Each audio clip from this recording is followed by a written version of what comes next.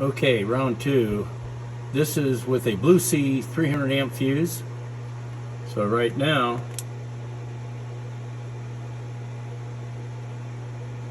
that's way better than before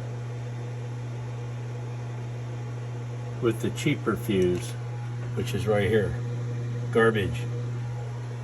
So this has been about 11-12 minutes now.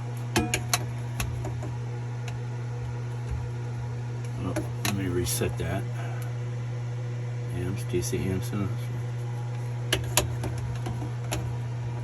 Okay. 126 point, or like 126, which is less than before. I got the same stuff running. The voltage seems to be holding better this time around for some reason. I don't know why. The 255 amps. And maybe that's because the fuse are better. That's probably what it is. Less resistance. Again,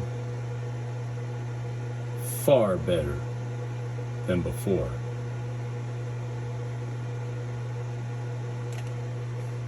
So there we go. The good fuse makes all the difference in the world.